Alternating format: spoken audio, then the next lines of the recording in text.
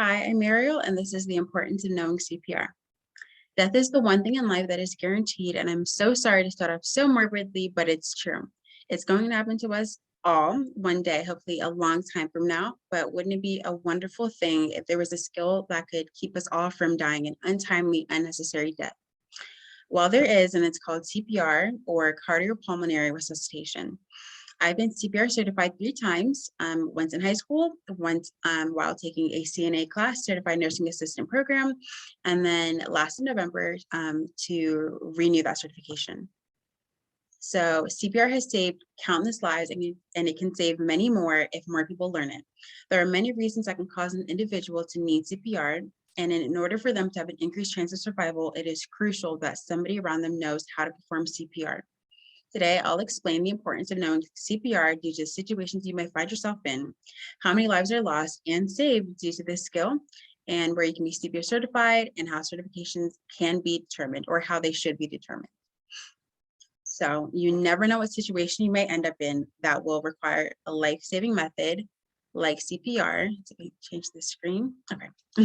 So some situations that may require CPR are electrocution, car accident, suffocation, drowning, anaphylaxis, which is a severe allergic reaction, sudden cardiac arrest, and sudden collapsing.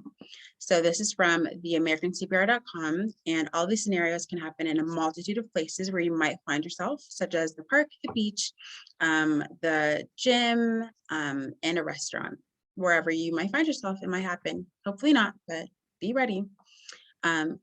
So I actually had a friend that I went to Towson with when I was a freshman. So about 2 years ago, February 28th exactly, he was playing basketball with his friends, and he collapsed in front of them. And the paramedics took around 10 minutes to get to the scene. And it's, anyways, so yeah, so he passed away, unfortunately, from a cardiac arrest that night. And in the 10 minutes, who knows what have happened if somebody had jumped up and done CPR on him. And so very tragically that night, he was only 19, his life ended. The night could have ended very differently, but we'll never know. And unfortunately, due to this, he'll never walk the stage. And he was supposed to actually in a few weeks. We'll never hear his laugh or see his smile again. And we'll think for the rest of our lives, what could have happened that night if anything had happened differently. So it's a very important skill, can save a lot of sadness. But yes, everybody should know the skill. And the American Heart Association actually says that a survey showed only half of Americans would attempt to do CPR on somebody who needed it. And some of the reasons that they stated were a fear of legal consequences if they did hurt the person. Some of them just don't know it. And then the worst opinion, or the worst reason in my opinion, is they waited for someone else to jump up and perform CPR. That's called the bystander effect, and people die because of that all the time. This is from the American Heart Association, and each year more than 350,000 cardiac arrests happen outside of a hospital. That is OHCA, that's what that abbreviation is. And unfortunately, about 90% of these cases do end up as a fatality. However, if CPR is administered immediately, the chances of survival can sometimes double or triple. This is from the AHA.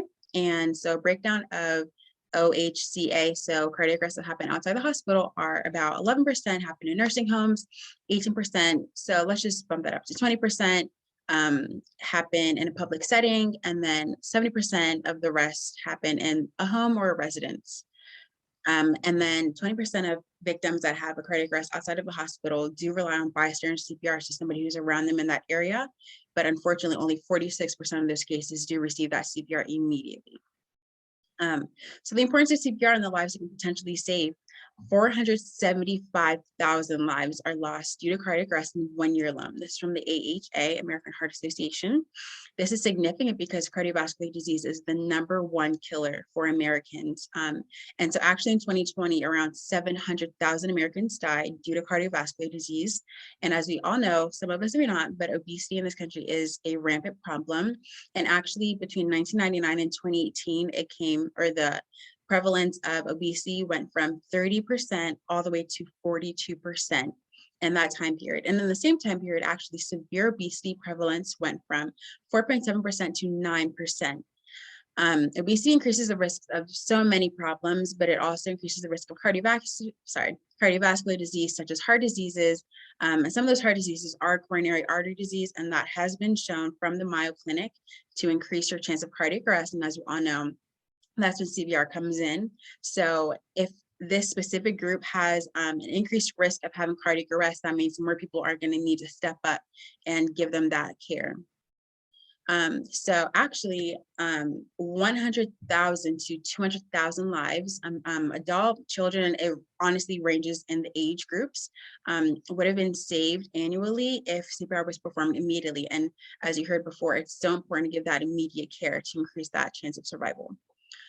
So places where you should be able to be certified or get your certification, I believe that everybody who's physically capable of performing CPR should know this important skill. I think workplaces, schools, places where there's a very large population should know CPR and should be offered that. I think that employers should be paying for CPR certification trainings and allowing their employees to get it for free, just because I've been certified 3 times. I've never paid less than $50, which I find outrageous. And I think it's very unfortunate because people are in, financial situations where they just do not have that money to spend on such a very important skill. I think that schools should also offer it. There are a lot of kids that go through the school system. And actually, Montgomery County, my home county, there's around 150,000 high schoolers right now. And imagine in 5 years, how many students would have been certified. These kids grow up to become adults and the cycle just goes on and on. Actually, in the workplace, let's go back to that. Oh, I'm so sorry. Okay, so just talking a lot. So here we're going over the importance of CPR and how many lives are lost, how obesity increases it, the lives that could have been saved. And then here's the certification. We're going to get down to that picture in the bottom in a moment. But yeah, so in the workplace, around half of employees in specific locations such as hospitality, education, industry. So they are not able to receive CPR and AED training or first aid training. Also, let's go back to the school system, just in general, where these places can be certifying these adults, these young kids in the school system, in the workplace, where a large population can be certified. So there were actually 15 million students in high school in 2021. So just imagine how many people can be certified in this country in just a few years if we do implement this. And this is from thinkimpact.com. So where can you get CPR certified? There's multiple places. There's the Red Cross, American Heart Association. Just type it on Google. It's 2022. That's our best friend. You can find any place around you that has a CPR training and just get your certification from there. There's also virtual. I think hands-on is the best option just because you do get that hands-on learning and training and get to practice for yourself. But virtual is better than nothing. If you can get some training, go ahead and get it. I think there should also be a symbol. We're going to go down to that picture. I think there should be a symbol on driver's license, permits, any state identification that says I am CPR certified, just so we can have an indicator of who's being CPR certified, how many people have gone through the training. And then I also think that it should be a requirement to renew these type of IDs, these important items that we have honestly on our person every day, all day. So as you heard, CPR is a life-saving skill that can save so many lives. It's crucial, it's critical to saving all these people who are helpless. They can't help themselves, they're unconscious, they're not breathing, they have no pulse, and here you are, you can step in, save the day.